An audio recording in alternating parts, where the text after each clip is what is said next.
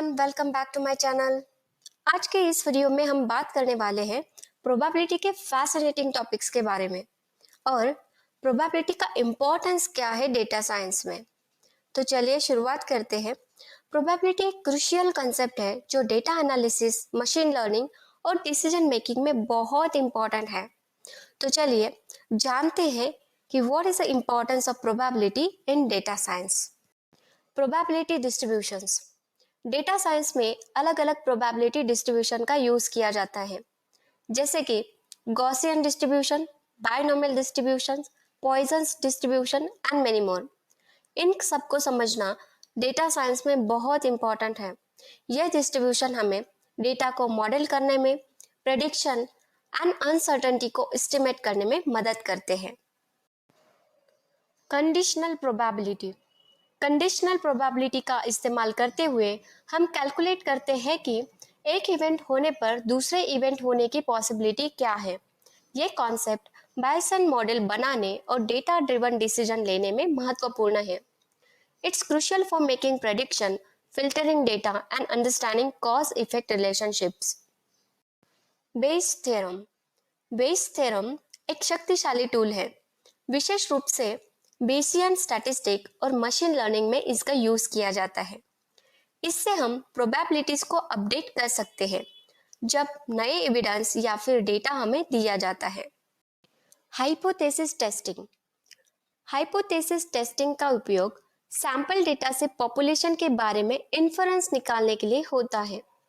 ये commonly relationships और differences test करने के लिए डेटा में यूज किए जाते हैं।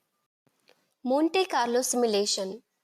मोंटे कार्लो सिमुलेशन में रैंडम सैम्पलिंग का यूज कॉम्प्लेक्स मैथमेटिकल एक्सप्रेशन को एस्टिमेट करने के लिए होता है। ये डेटा साइंस में uncertainty analysis, risk assessment and optimisation problems में वाइडली यूज किए जाते हैं। Sampling techniques. Sampling techniques plays important role in data science. अलग अलग सैम्पलिंग टेक्निक्स जैसे रैंडम सैम्पलिंग, स्ट्रैटिफाइड सैम्पलिंग और क्लस्टर सैम्पलिंग, इन सैम्पलिंग टेक्निक्स को समझना डेटा कलेक्शन और एनालिसिस में महत्वपूर्ण होता है। Markov chains. Markov chains probabilistic models होते हैं जो सीक्वेंस में डिफरेंट स्टेटस के ट्रांजिशंस को डिस्क्राइब करते हैं। इनका use natural language processing, speech recognition and finance में किया जाता है। Expectation and variance. Expectation and variance के कंसेप्ट को समझना डेटा साइंस में बहुत ही महत्वपूर्ण है। इस कॉन्सेप्ट का यूज डेटा को समराइज करने के लिए, स्प्रेड मेजर करने के लिए और डेटा सेट का मीन और स्टैंडर्ड डेविएशन कैलकुलेट करने के लिए किया जाता है। Bayesian inference. बेसियन इन्फेरेंस एक स्टैटिस्टिकल अप्रोच है जो प्रायर नॉलेज को न्यू एविडेंस के साथ कंबाइन करके प्रोबेबिलिटीज को अपडेट करता है। ये मशीन लर्निंग एल्गोरिदम्स जैसे बेसियन नेटवर्क और बेसियन रिग्रेशन में वाइडली यूज होता है। This topic forms foundation of probability in data science और data analysis, machine learning, statistical modelling और डिसीजन मेकिंग में एक्सटेंसिवली यूज किए जाते हैं।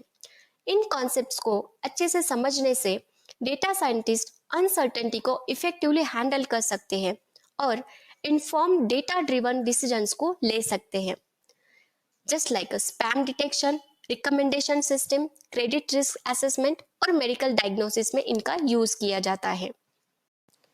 इस वीडियो में हमने देखा कि प्रोबेबिलिटी का यूज डेटा साइंस में किस तरह किया जाता है।